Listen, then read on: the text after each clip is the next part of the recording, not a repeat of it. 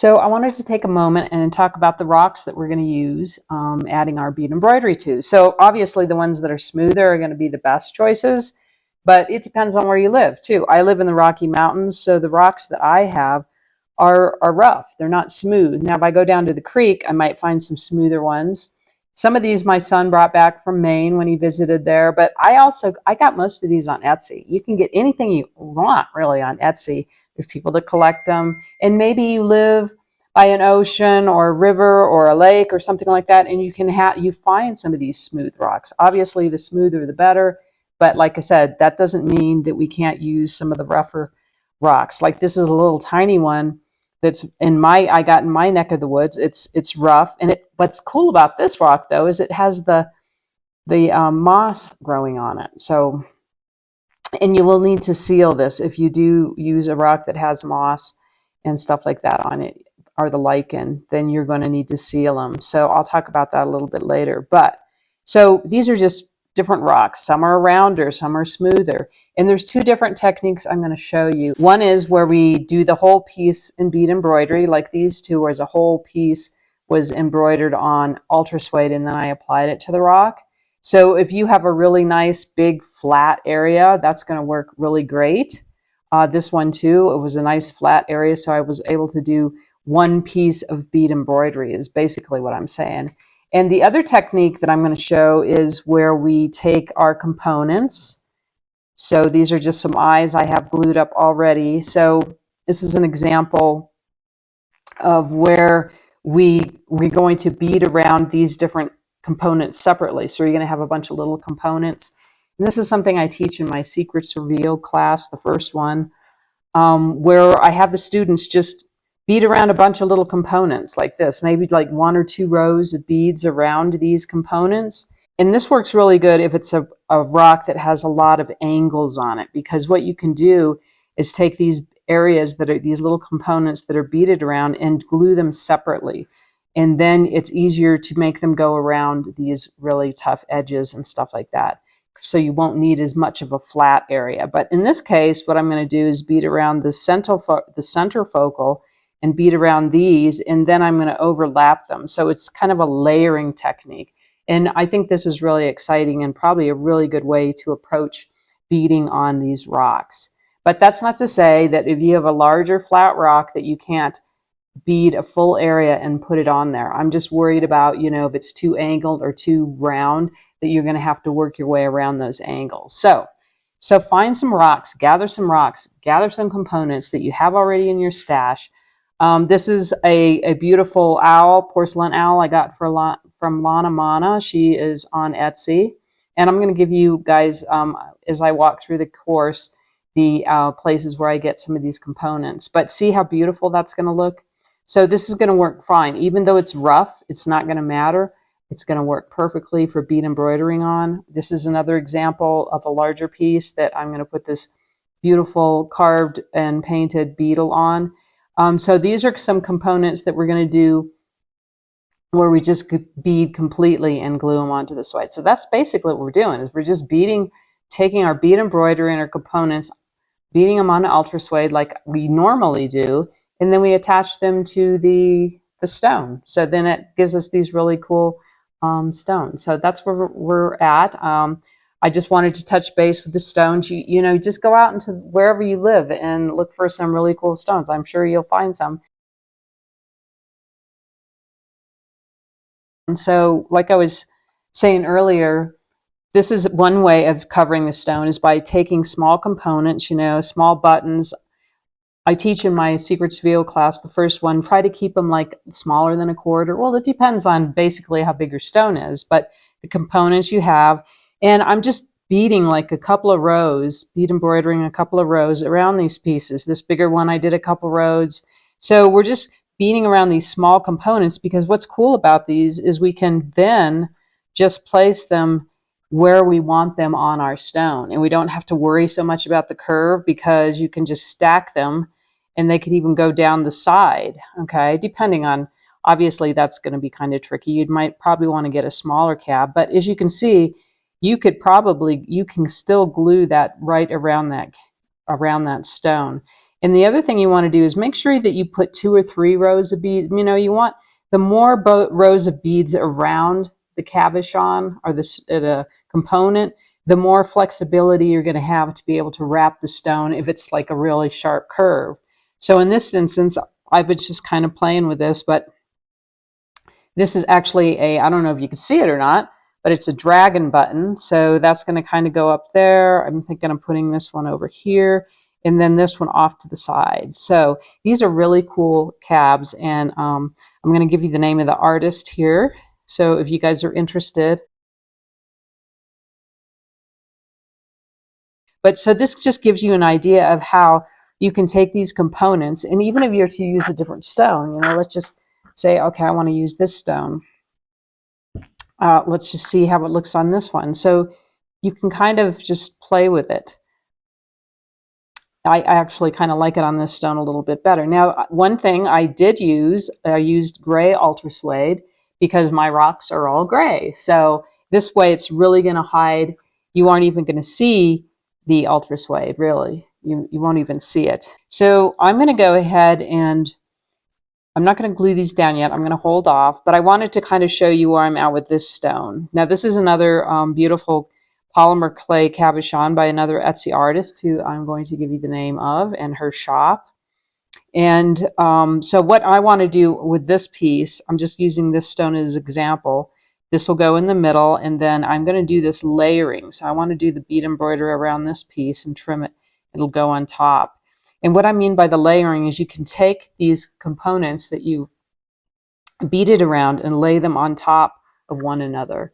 And I'll get into showing you how I do that. And this is, again, another thing I teach in my first Secrets Revealed class. So what I want to do right now is I want to kind of just brush you up. I know you all probably know how to do bead embroidery, but it's always good for you just to see how I do it. Now, I started using the G1 thread. I really like it a lot.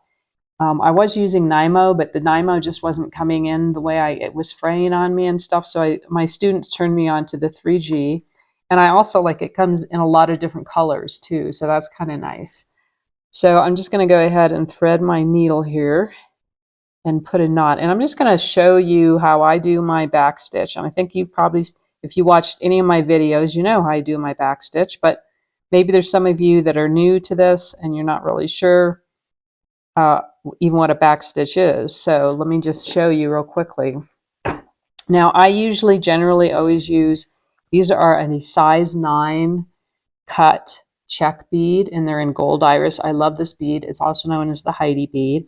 And these are just 15s, normal size 15 seed beads in gold. So I normally tend to just use metallic colors when I'm beading around stuff because I feel a lot of the times that my components have so much color and depth to them that I don't want to take away from that. So that's why you'll see a lot of my work with just the metallic beads, because I feel when I start to use color that it takes away from them. That's not to say, like in this piece where I put some color here and I put a little bit of color around the stone. So it's not like I never use color, but I tend to be really, I don't really use too much color. So what I usually do is, if you're just starting out, I pick up 4 beads. And you want your thread to come up right next to your cabochon. Now, I glued this cabochon with E6000. E6000 is a good glue to use for gluing cabochons and stuff like that in place. The other glue I use a lot of is tacky glue, and I'll get into that in a minute. But for as far as if you're gluing cabochons and stones, you always want to use something that is going to make sure that your stones stay in place. Now, what I did is sorry, I'm babbling, so I didn't tell you what I was doing here. So let me go ahead and show you how. I'll add 4 more. And some of these 9 cuts are, the whole size is small, so sometimes you have to struggle. But basically, you're just laying those beads right down next to your cab, and then you're taking your needle and going right down through your ultra suede. I do like ultra suede as a foundation. You want a foundation that when you cut it, you aren't going to have to worry about any fraying. So felt, lacy stiff stuff, and ultra suede are really good foundations. Also, cork fabric works really nice too. Okay, and here I started to babble again, and so now I'm going to have to show you what I did on the next 4 that I add. So 1, 2, 3, 4, let me focus. Going down at the end of that row, going back up in between the second and the third bead, the middle bead. You always want to go up in between the middle beads. So now when I'm working on a piece like this, I'll increase this size or the amount of beads, and I'm going to go ahead and put on 6 beads this time because it's a really easy to bead around cabochon. I don't have any really tight curves, and so therefore I can get a lot more done. And so this time I'm going up through the 3rd and 4th. So you're always going back up through the middle of the beads and out the last 3, the last 2, depending on what your count is. So this really quickens things up a lot. Some people don't like it to use that many beads. I almost feel like it lays a little bit smoother when you use a larger amount of beads, but it's all up to you. You do what's comfortable to you. There's some people that backstitch with just like 2 or 3 beads at a time, but I don't have to. My life, life is going fast. I got to get this stuff done, so I like to go a little bit more. So I'm going to just keep going with the 6. But to get started, if you're just starting out, you might want to go ahead and use the 4 just to get the rhythm of it. So, and I know I make it probably look really easy, and it really is easy. It's not, once you get into the rhythm of it, it does go rather smoothly. Beadwork to me is a meditation. So I can just get into the swing of things here and just take all, it's like I said, it's a meditation. So it clears my mind. Okay, so 1 more here. As you can see, I'm almost all the way around. So we're going down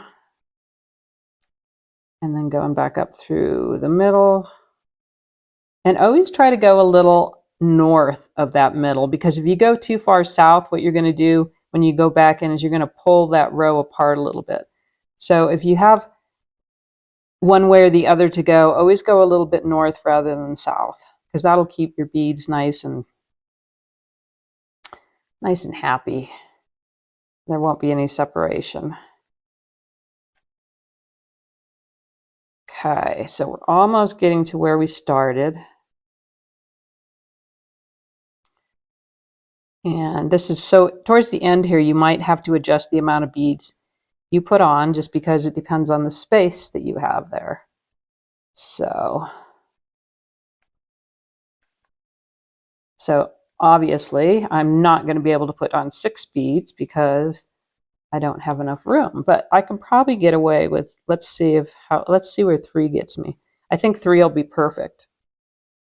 And if I had more than 3, like if I had 4, I would go down here and back up through the middle again. But since I have 3 and they're going to fit, I'm just going to go through this whole row. Now, like I had mentioned, some of these beads have small holes, so sometimes I have to get my pliers out.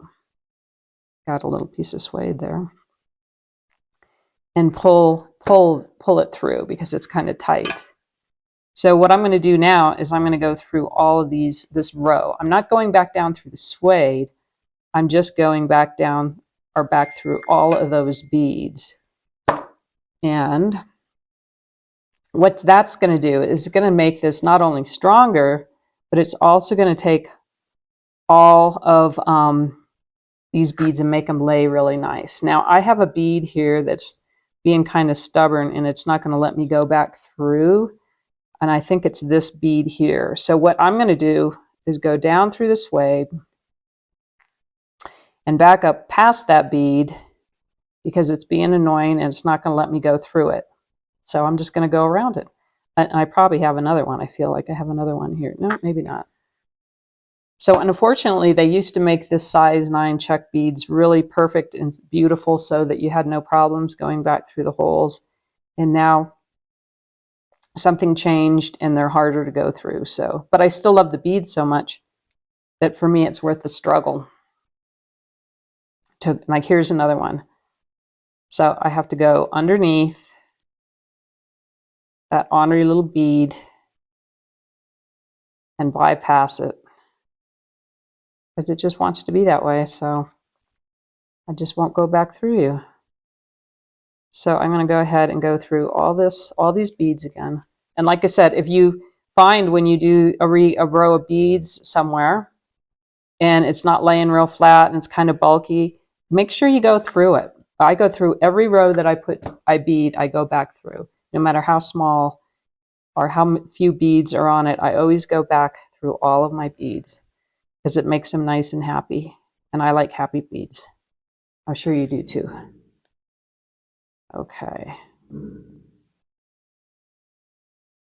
All right. And the one way I can tell is how my dog's growling at something, is I have a knot here. So I know once I make it past that knot, that I know I made it through that row of beads. And I think I made it all the way. So I'm just going to go back down now. And so we have our first row of beads all around this beautiful cabochon. So this is the layering technique. Now, yeah, I could cut this out or do second row and just glue it on here. But I really want to show you how we can take other components. Like this is one that I beaded around. This was I don't even know what this was. It wasn't a button. It was like, I don't know, like a drawer pull kind of thing, or I don't know. But anyway, I thought it would be cool here. So what I want to do is layer this on top of this piece. Now, I really like the necklace on this wolf, so I don't want to put it too far up. And I'm trying to just turn it around to see where it's going to tell me that it wants to lay. And I'm thinking it's probably something like this. Now, as you notice also, I marked a center line. And I do this on all of my work when I'm working on things, just because it keeps things lined up. And then I know when I glue this down, okay, here's the center line. It's not going to end up over here or somewhere else or wonky. So see how this is going to layer on top. So what I'm going to do is eventually I'm going to glue this on with tacky glue. This is the second glue that I use a lot of. Super thick tacky glue. Now you can't normally get it in this container anymore, but you can get it in this container. And I get this on Amazon. And what I like to do is squirt it in a jar or something because it's easier for me to spread my glue when I can stick a toothpick in there. So super thick tacky glue, Aleene's. It's really good stuff. And it's good for suede. It's good for paper. It's good for when you put the foundation in the lining and putting everything together. It's not good for gluing your cabochons or stones. It's not good for that, okay? But what I'm going to do is I'm going to glue this down, then I'll stitch it around and probably do some more rows around here. But I still have one more little component that I need to do some back stitching around. So I'm going to go ahead and do that. And then I'll show you how we're going to glue this down and we'll take it from there. Okay, so I got the other button done. This is a vintage button. I love working with vintage buttons. I think giving a second life is important, you know? That's what we should do, is give it a second life. So I'm going to just glue these on using tacky glue. So I have my tacky glue, and those of you who know me know that I like to get my little glue board out because otherwise I make a mess all over everything. And or if I don't have my glue board, I will make a mess all over everything. But since I have my glue board, I'm safe. So what I'm going to do is I'm just going to dip in with my toothpick. And I know how I want this bottom one to lay. So I'm just going to put my tacky glue on the back. And, you know, yes, you could use E6000 if you wanted to, but there's no need to. It's just stinkier and messier. And the thing I like about the tacky glue is it's forgiving. So if I screw up, I know I can fix it. If you glue it with E6000 or epoxy or something, you know, there ain't no fixing it. It's going to be that way. So, and this is going to hold. Now, if you're going to take your rocks and go swimming with them, then I recommend you don't use tacky glue because they're going to come apart. But hopefully you aren't going to go swimming with them or taking them into the water, so they should be perfectly fine. The other advantage of tacky glue is, say that something needed to be repaired on this piece and you needed to take it off to repair it. You could easily put water behind it, pull it off, repair it, and re-glue it. If you glue this down with E6000 or epoxy, it's going to be a lot more difficult to repair. So there's advantages to being able to have a glue that you can kind of move around a little bit. So this one, I don't really know which way looks best, so I'm just gonna glue it. And I don't need a ton of glue here, just enough that it's gonna tack down. And yes, it is getting glued to this cabochon as well. It's not a super great bond, but that's okay because we are also going to stitch them down. So this is basically how this is going to look on top of the wolf. And then I can just take a little bit of water, or yeah, get a little bit of water on my Q-tip, and I see a little bit of tacky glue that I don't really want to see. So okay, I don't have any there. So we're just going to let that dry. I mean, it does dry pretty quickly, but I'm going to go take my dogs on a walk and come back. And basically what we're going to do is I'm just going to stitch this through the suede. I'm going to just stitch this down to make sure it's nice and secure, and stitch around there and make sure it's nice and secure.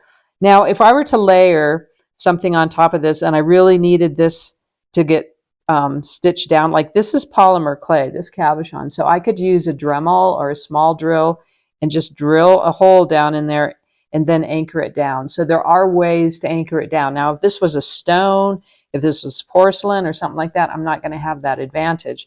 But being that this is polymer clay, I can drill a hole and stitch this down if I feel I need to do that, but I don't. The other thing you can do is if on the edge, like there's a big gap there, you could fill beads in with that. So in other words, on this piece, if you can see, if I'm laying it, and hopefully you can see this, there was this gap there just because this whole piece that I used was kind of wonky, but I really liked the way that it looked with this piece. It just fit well for me. And so, same with the inside. And over in this corner, there was a space there. So I just took some Miyuki drops, dagger beads, any kind of a big bead really would work just to fill in those gaps. So, you know, it looks like you intentionally did that, even though I'm just covering up something that I didn't want to see. So, but anyway, so there are ways, if there are gaps, that you can do that. Now, maybe while we're gluing, let's go ahead. Well, actually, I'm contemplating on this piece. I was going to say we glue these, but I am contemplating of putting a picot edge around these just to make it a little bit more. If you could see on this piece, the picot edging kind of just gives it that, I don't know, it just makes it a little bit more nice looking. This piece, I didn't use a picot edging. I'm not saying it doesn't look nice. It still fits and it's nice and flat, but I think the picot edging just, it makes it look a little more finished. So I think I'm going to probably picot edge around some of these pieces. So I'll show you how we're going to do that in the next step.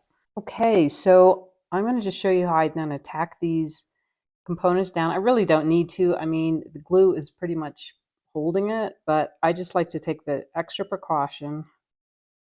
And what I'm doing, I'm bringing my needle right up next to where this was glued, and I'm just grabbing a piece of that suede, and I'm going to space it, you know, 1/4 inch, 1/2 inch. It doesn't have to be really close, but I'm just grabbing that suede just as to make sure that it's going to be nice and snug. The one thing you want to make sure you do is you don't want your thread, you don't want to bring your needle too far out here because we're going to trim this.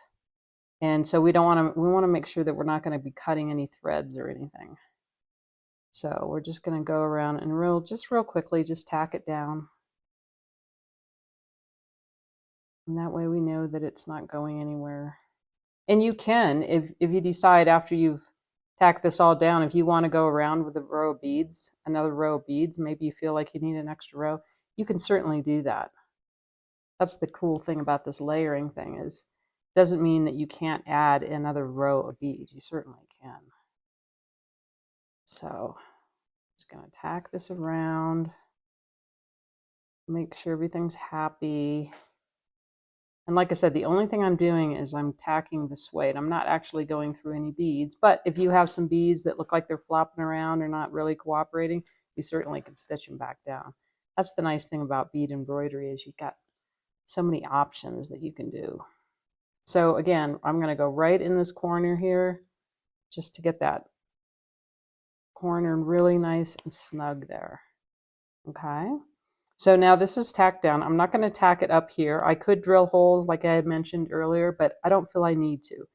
So what I want to do is I'm going to add a couple more rows of beads. Now these are some beautiful vintage steel cut beads that I have in my stash. I lucked out and bought somebody's lot that they were getting rid of, and they don't make them anymore. So these are really special beads. So I'm just going to back stitch, if I can get them on my needle. I'm going to back stitch them right up along this row here. It's kind of a really pretty deep, kind of blue-green, tealy kind of green. And I'm just going to stitch that up around these edges, because I kind of want to fatten this up a little bit along the edge. So I think that's going to do it. I'll be able to, that's going to look really nice is what I'm trying to say. Sometimes I have no idea what I'm saying. I'm just babbling, and then it doesn't make any sense. Okay. So just going to back stitch up this side. And I am using 6 beads, not 4, because it's a real nice, easy edge. I don't have to worry about going around any sharp corners or anything. That's when you would tone it down a little bit and use less beads. But this is a smooth path. Okay, now I made it all the way to the end. And I am going to go back through that row like I do all my rows. Okay, you can see how that looked. Now I think I'm going to go ahead and add an extra 2 rows of this green. And then I'm going to edge it with a gold on the outside, and then I'll do the same thing on this side. And I will go ahead and stitch around this as well.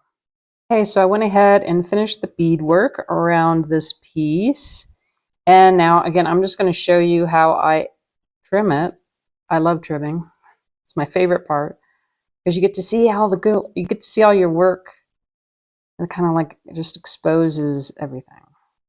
So I am cutting close, but I'm not cutting so close that I have to worry about cutting any of those threads that I used to tack. And just glide. And I am going to do a picot edging around this piece, because I think it's just going to finish it off much nicer and prettier. And there we go. Beautiful, right? Now all I have to do is find the right stone for it to go on. So I'm going to have to be playing with that a little bit. But as you can see, it even has this little concave curve to it, so it's going to work really well on any of these stones. And, you know, do try both sides, because sometimes one side, like this side, fits much better than the other. But I'm going to go ahead and I'm going to show you how we're going to use the size 15s, and we are going to do a picot edging around this piece. And then, yeah, isn't that cool? We've just decorated a rock with some bead embroidery, and liking the results. I think it's, and you can see just by holding it down, it's, you know, it's flat all the way around this. So this might be the perfect piece, the perfect stone to glue this on. But first we're going to do a picot edging. So let me get my thread going. And okay, so we're using the 15s. And when I do an edging, I always start in a corner or a crook. But since this isn't like this, I'm not putting a lining and a foundation. I'm just going right to the edge. But I want to make sure my knot gets buried. So I'm going to push my needle in the back and come out the front, just to make sure that knot isn't going to be along the edge. And then I'm coming out exactly where I wanted to, but I'm going to just do that one more time. So with the picot, it's a little bit different. Like when I do the simple edging, I add 4 beads, but with the picot, you're going to start with just 3, and this is a size 15. And you're going to move, so your needle's coming out the front of the suede, and then we're going to move down about a bead width down, going out from the back out the front. And then we're going up through the bottom of that last bead. And then the next time we're only adding 2. And again, we're moving down a bead's length away, going in from the back, coming out the front. We're just grabbing enough suede that it's going to hold the beads and the thread, okay? We're not going all the way back in there, just along the edge. Okay, and so again, then we just start adding 2 at a time. And we're going to do this all the way around. So, hope you can see what I'm doing. Going a bead's length away, so it depends on the size of bead you use. And do a few more here. I do like to edge. The picot edging takes a little bit longer, but I think the results are a little bit more fine.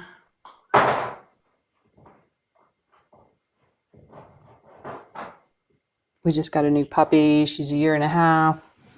Her name's Sky, and so I wore her out, took her out on a walk. We went into she has a stock tank that she likes to play in, and maybe she's done with the bone chewing. No, guess not. So as you can see, like this, so now when we put it on our, you can kind of see it just gives it a little bit more of a finished look. Rather than seeing the sweat line of the suede, you won't even see anything. You'll just see beads there. So I'm going to go ahead and do this all the way around, and then we'll glue it on.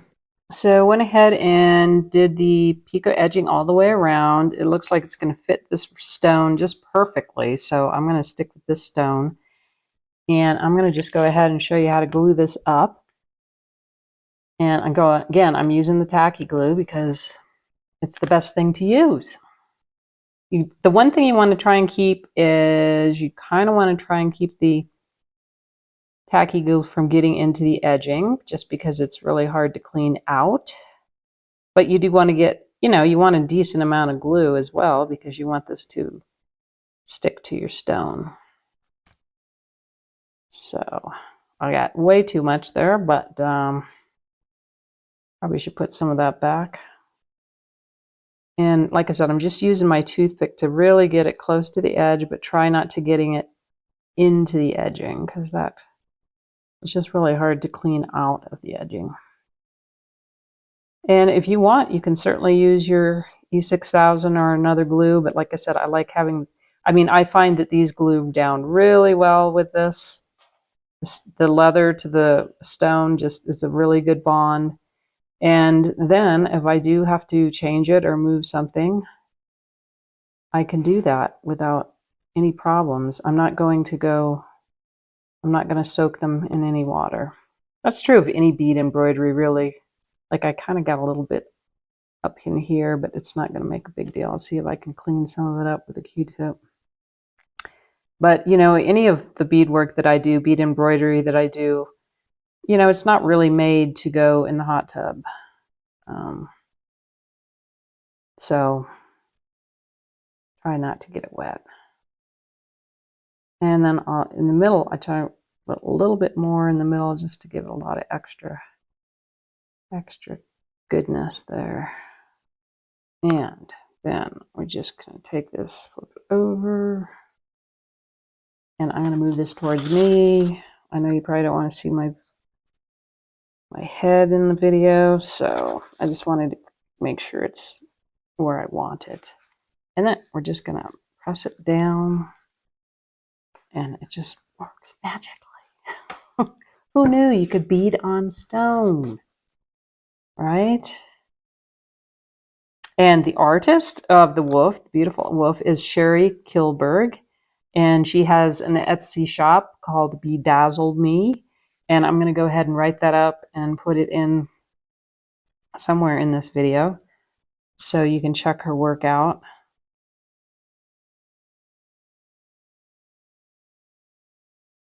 But I just think they're super, super cool. You know? What do you do with them? I don't know. Put them on your desk. Paperweight. People paint on stones. So I was thinking I might put suede on the back just so that if you did have like a glass tabletop or something, I mean, you could, I don't know what you would do with them. I just think they're neat. So paperweights, gifts, all that kind of stuff. So I just kind of make sure that all the little edges are all nice and glued and happy. And as you can see, it's a nice clean, looks like that little corners there wanted to not get glued down. So it's good to look on the edges of these where you might need to do a little bit more pressing.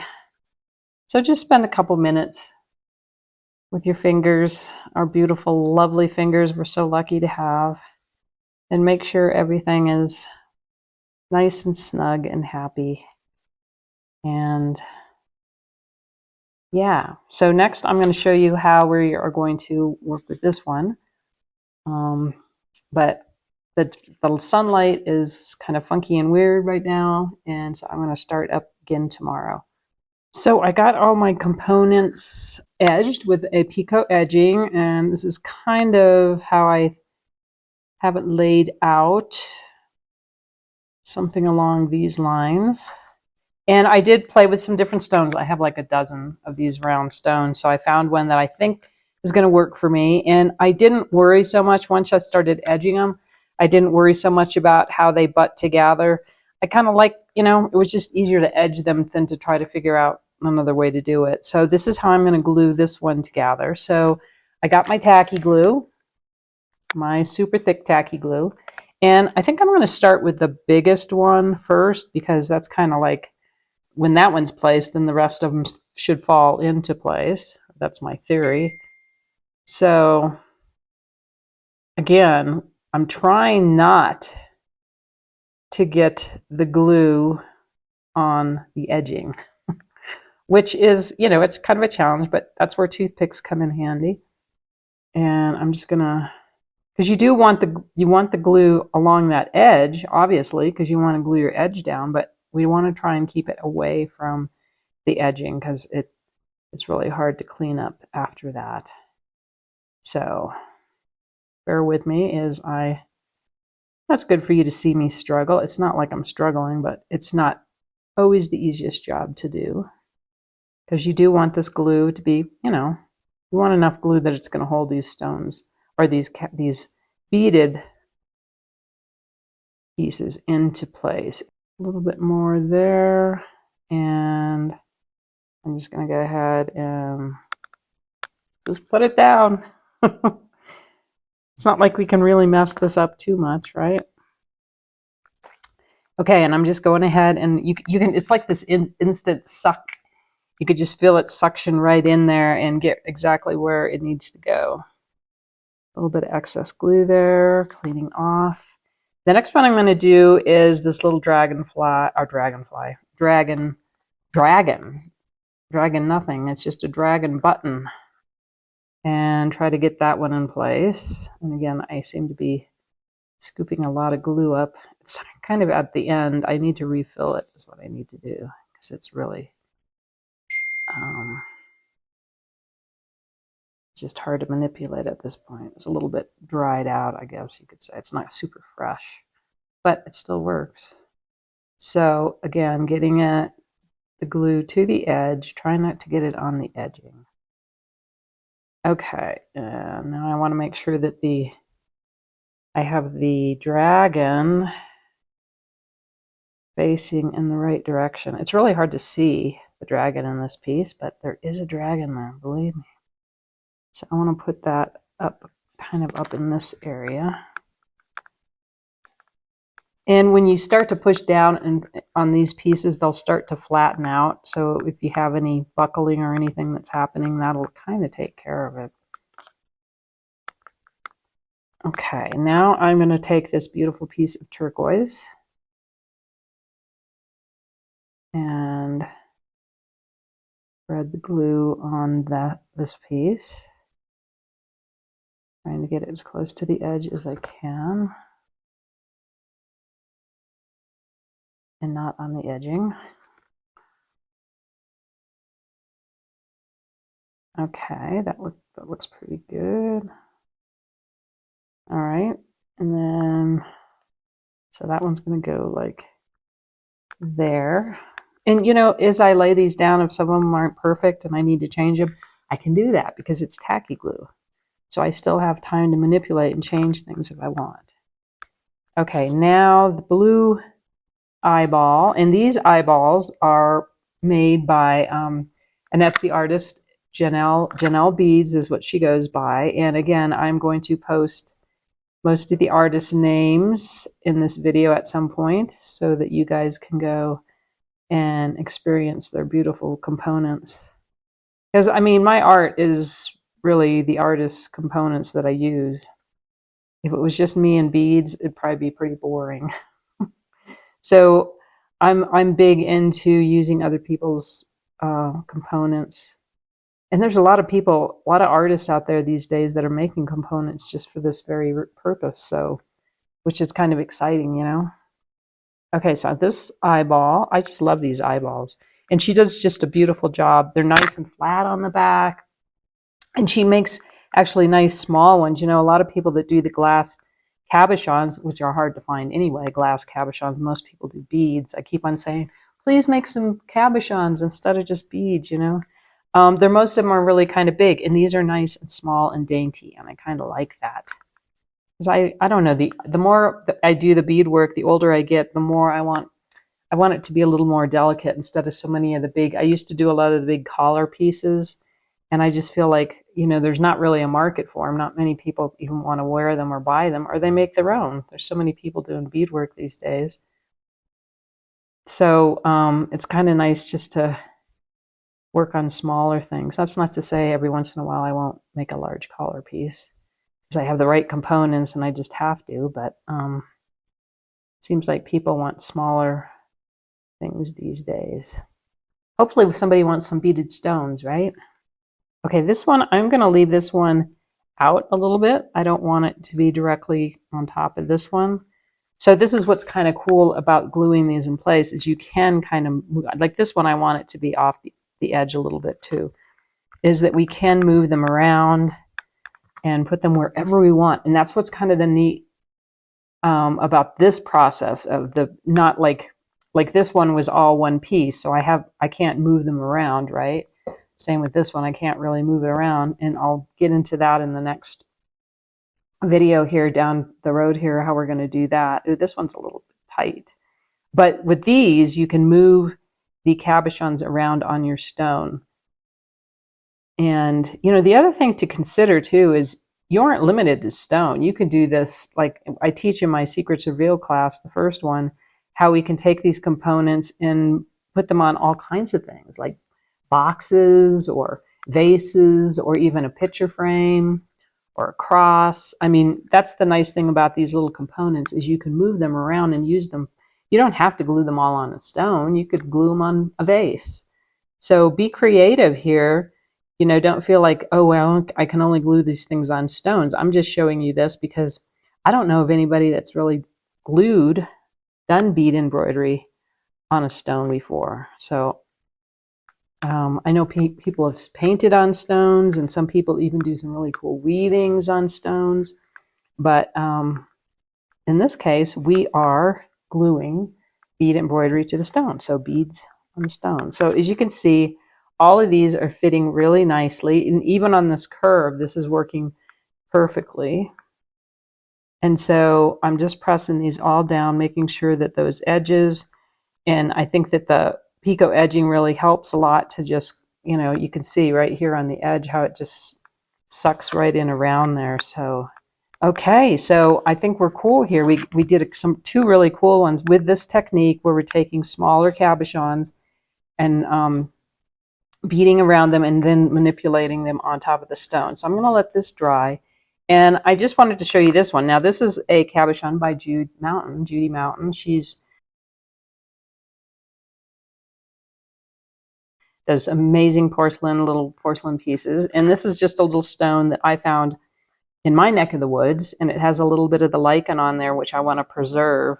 But I want to put this little piece on. So I'm just, and this is a rougher stone. It's not as smooth as the other ones I've been using, but I'm just going to, this is probably just going to be a piece of jewelry or something. And so this is just to show you that if you have smaller stones, you can make them into beadwork and art, you know. I know whenever I go on a walk, I always come back with a pocket full of stones. I'm sure many of you do too. They're just magical. They're beautiful. They all have a spirit about them. And if you can tap into that spirit and ask permission, you know, whenever I'm in nature and I pick something up, I always ask if it's okay if I take you home. And I have a pile of stones that I have to actually take back out into the nature because I didn't use them. And I'd rather they be out in the wilderness where they're happy and free than sitting on my desk. Depends on the stone, I guess. But anyway, so this little face is just going to go right there. And you can see, it's just like I said, it's like a suction. It's like they love to be together. Okay. All right. Now I am going to show you, this is the product I use. It's just a matte varnish, basically, and it's acrylic medium, and you can, you know, just any kind of a varnish is going to work. I like the matte because I don't want the lichen to be shiny. I just want it to be as natural as it can be. So I am just going to, let's see, I'm going to just squirt some of this out on a piece of cardboard because that's the easiest thing I can do right now. And I don't need a lot.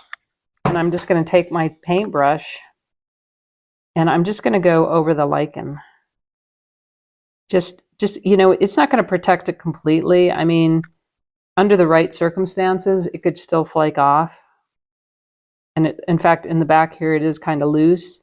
So I'm going to probably give this lichen a few coats of this matte varnish, and it's just going to help preserve it and keep it in place for as long as it possibly can before eventually it'll probably flake off.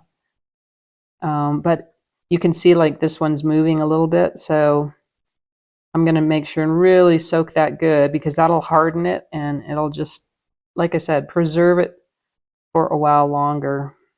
And I'll probably give this, after this dries, you should always let it dry in between coats and then give it another coat or two. I'll probably give it like 3 or 4 coats just because I really want to keep it happy in there. And I could seal this whole, I could seal this whole rock.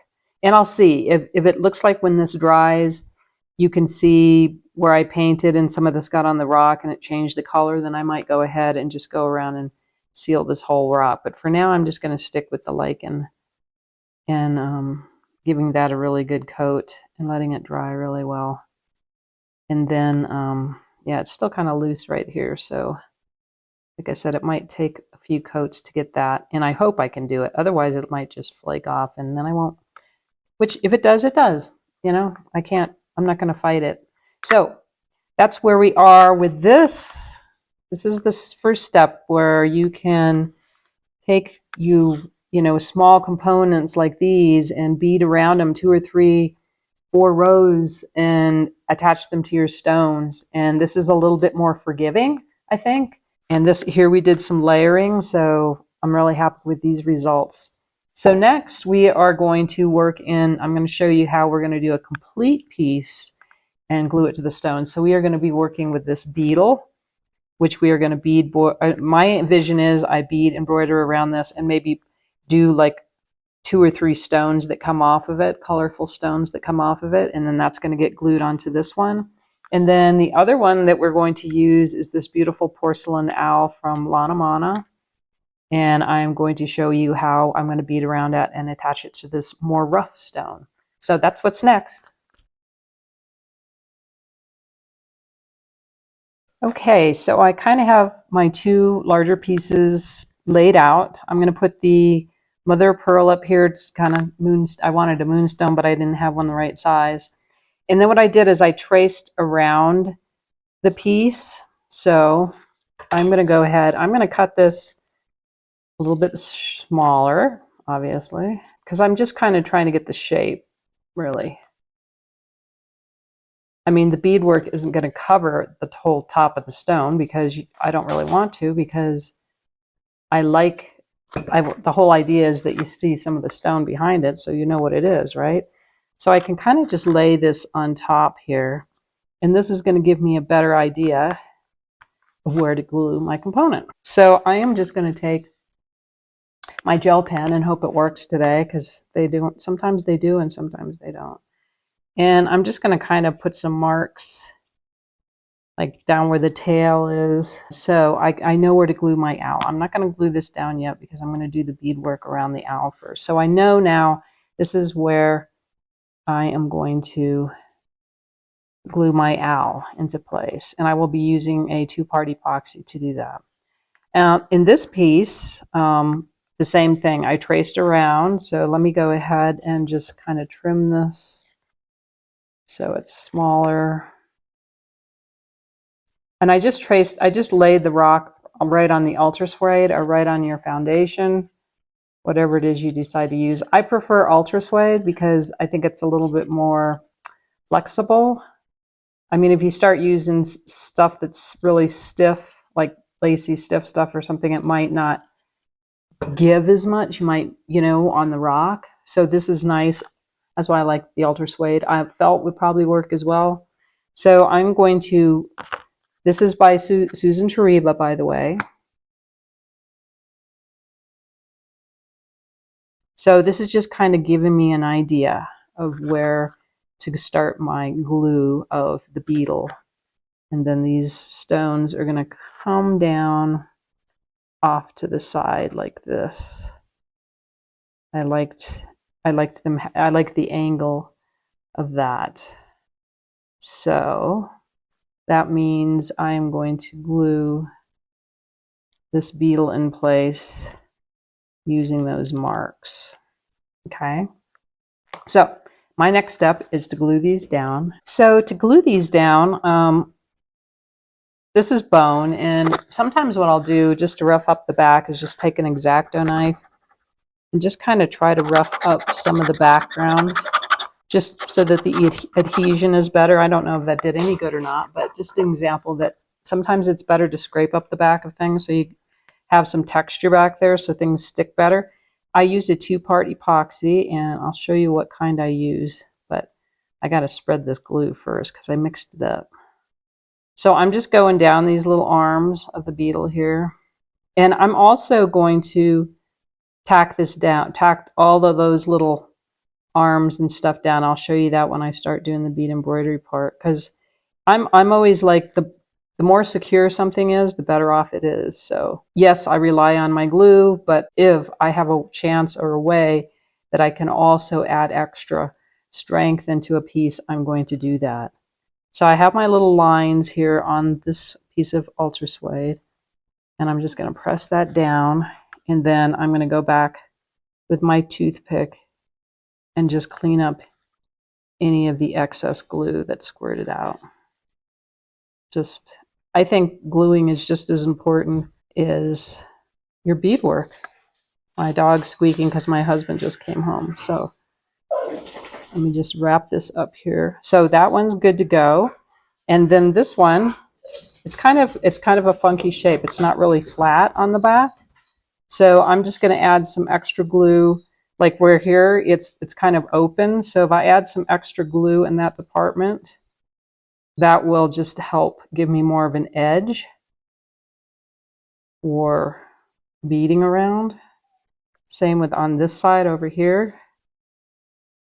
Okay, so I'm just going to get that as close as I can, and that's looking pretty good. So this is the epoxy that I use.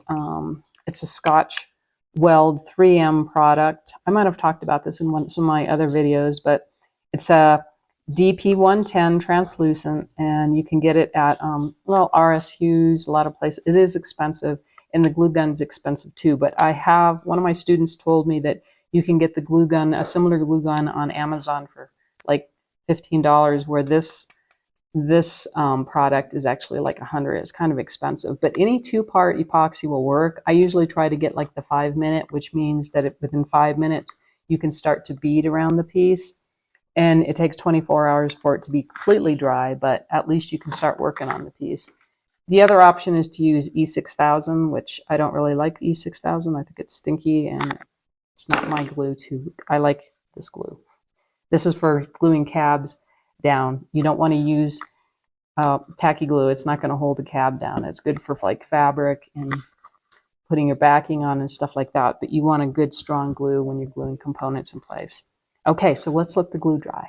So I went ahead and got the owl finished, beaded around, and I added, as you can see, some little, I don't know, kind of orangish red highlight beads, just to bring out the beautiful beak and stuff that Lana did here on the beak, and then she put some dots up there. So I'm really happy with this way this owl turned out, and I went ahead and did the picot edging around, so she's pretty much ready to get glued.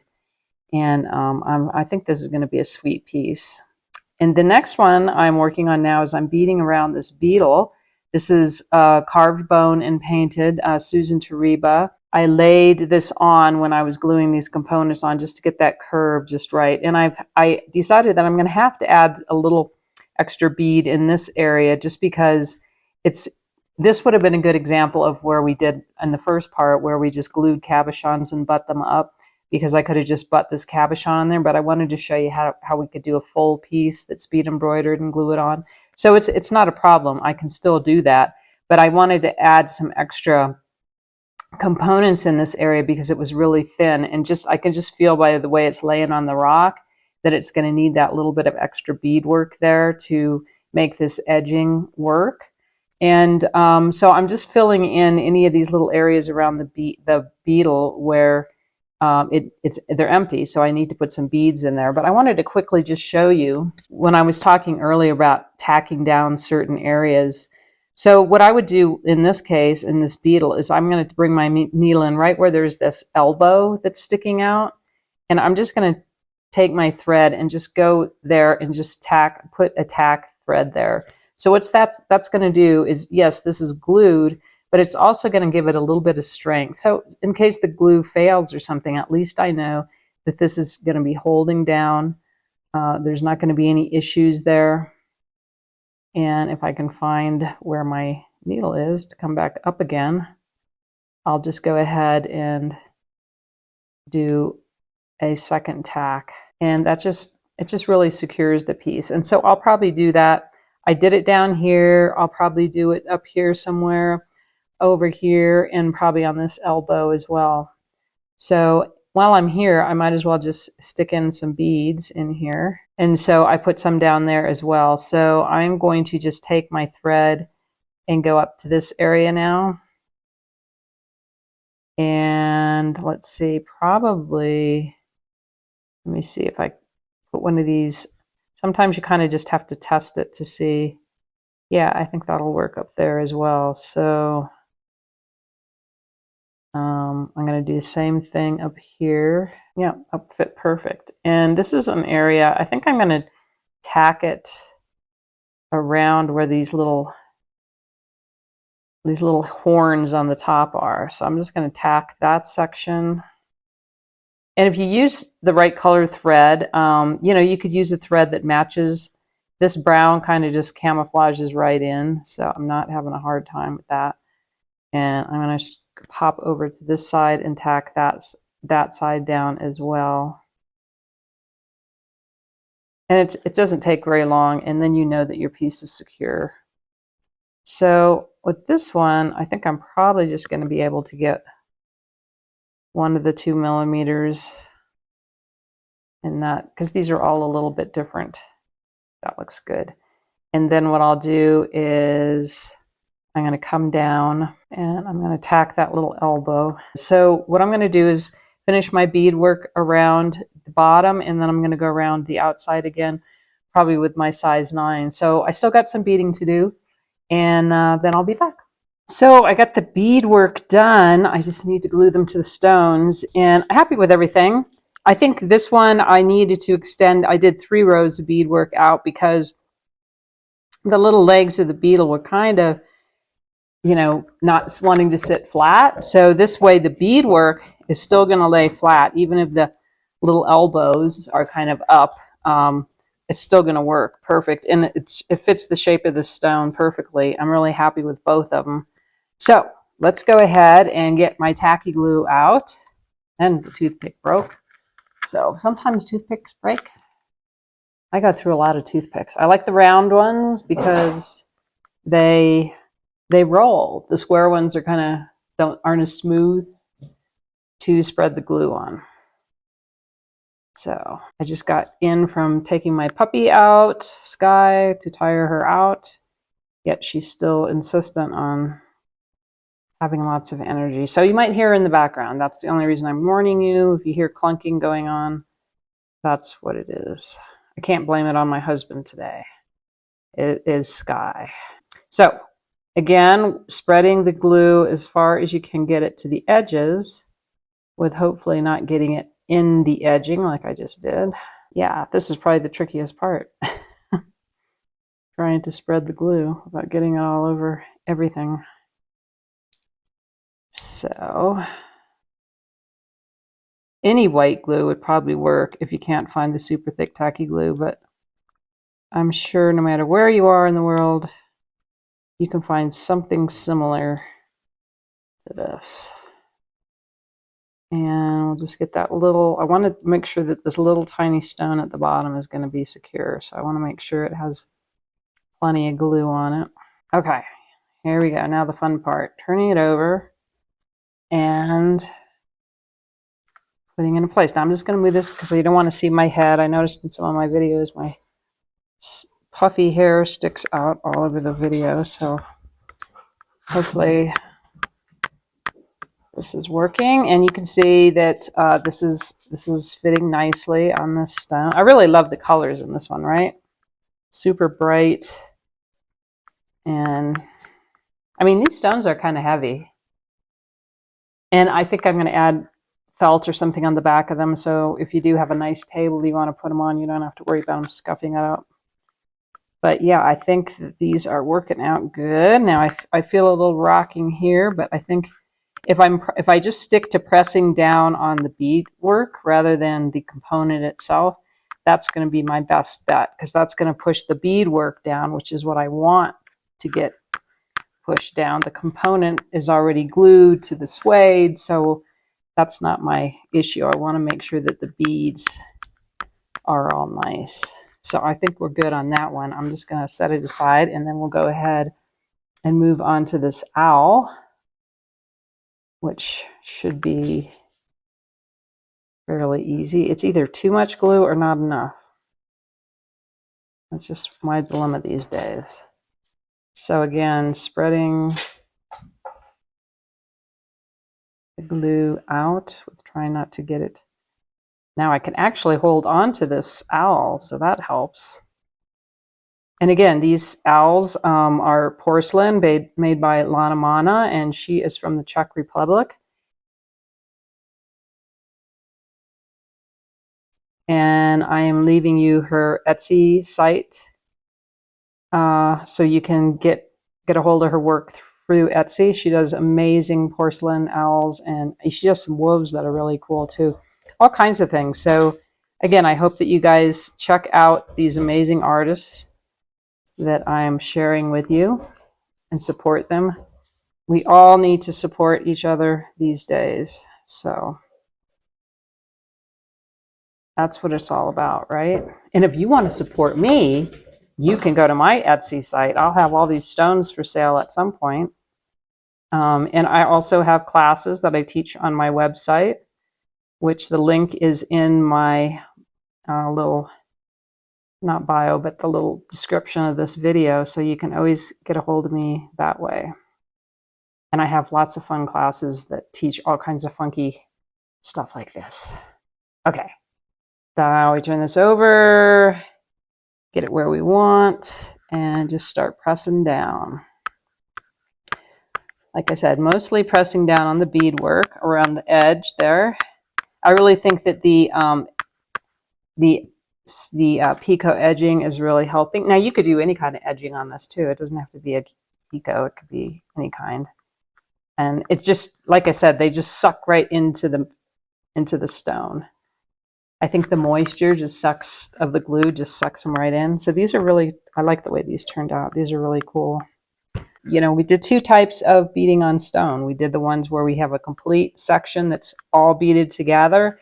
And then we had these where we used just smaller pieces of beadwork and added them to the stone. So I really hope that you enjoy this process. It's a lot of fun. And, you know, like I said, you don't have to glue these onto stone. In fact, I was going to show you that I got ahead of myself.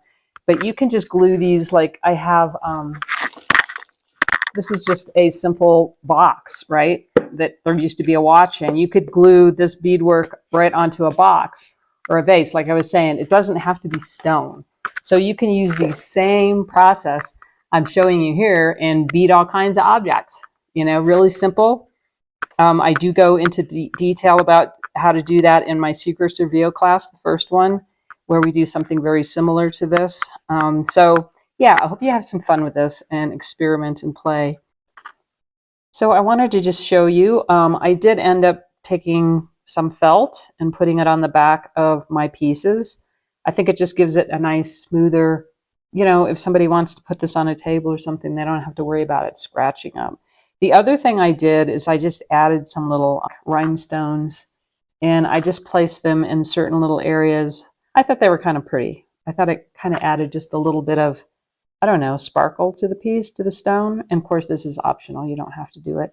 But I just wanted to show you that I did take the moment to glue some felt on the back. Okay, so this is the little piece that I sealed, and it sealed really well. I mean, I think I'm really pretty good with the lichen staying in place. And I did go ahead and seal the rock a little bit too, because it just seemed like it needed to be a little more consistent. So what I'm thinking, and this is where I like to put the center line on when I'm doing necklaces and even earrings and such, or bracelets, because this gives me, I mean, I can do it like this. My intention was that these little stones are going to hang below it. But you can see by just changing it like this, it changes the whole perspective of how this, that's even kind of nice. I was kind of thinking I was going to do it like this and just having the point on the top and then, you know, doing the guitar string. I don't know if you watched my other video on the crazy quilt where I use the guitar string just as a base behind it to string through. And I think that's what I'm going to do. So that being said, I'm going to show you how I'm going to get this rock glued onto the ultra suede. And I'm using my 2-part epoxy. You could use E6000 as well if you wanted to.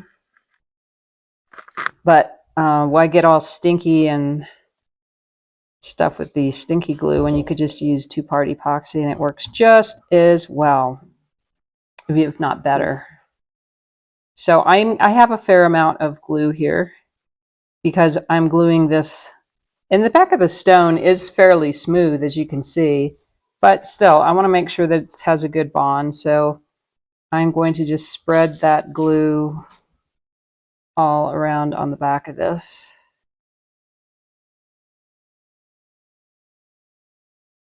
And any excess, you know, you just clean up. So, but I'd rather it have a good bond. Okay, so I'm going to do it just like this. And like I said, I have my center line. I can move these out of the way. I'm just going to press that down. I'm going to lift it up and kind of just go around the back. You can see the excess glue that's popping out from there, but I'm not too concerned about any of that because I can just clean it up with my Q-tip. And a lot of that might help me too, because it might, if it glues in a certain area, it might help me to butt my beadwork up to the dried glue. So it's not going to be an issue. Okay, so I got most of the excess.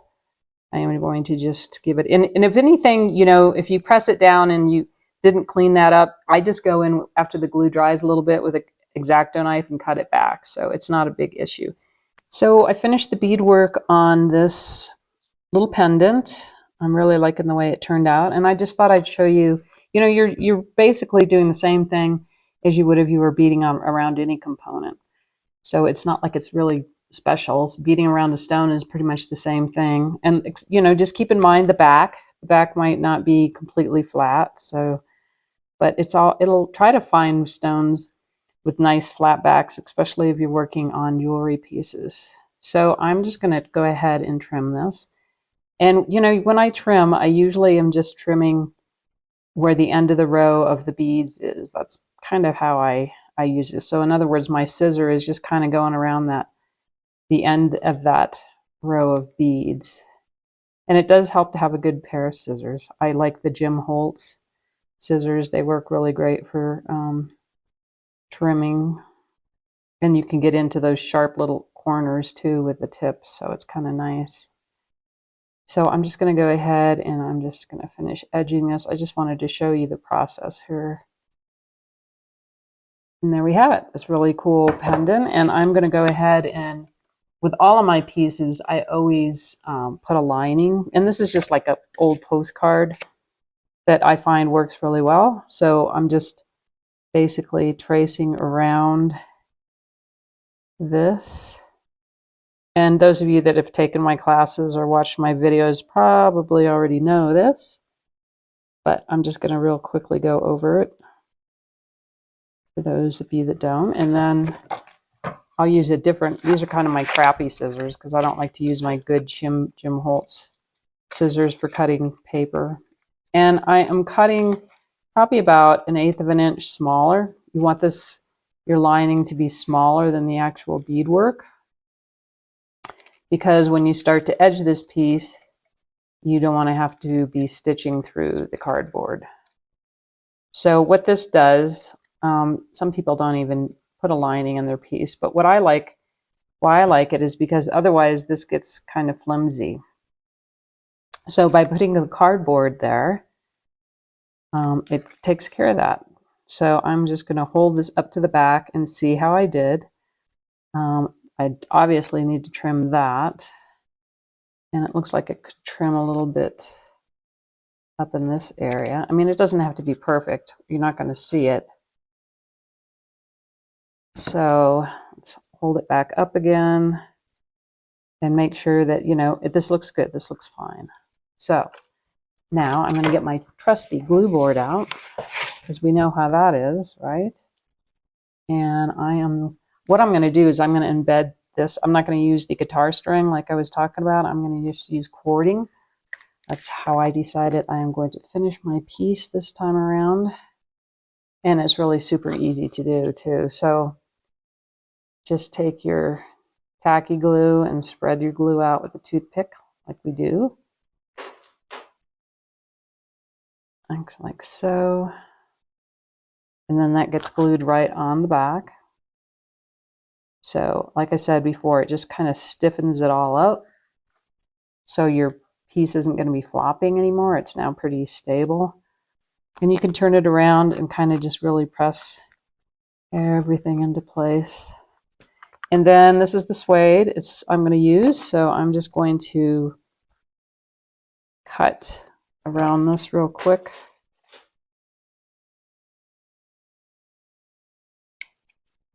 Doesn't have to be perfect.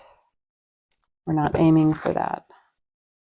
And this time I'll get some more glue and put it on the back. Now it looks like this. Could use some more glue there because it looks like it's coming up a little bit. It could be because that stone isn't quite flat. So I might need to add some extra glue back in there.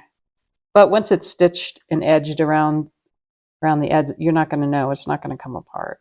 And I'm just going to put some extra glue like right here because that's where my cording is going to go.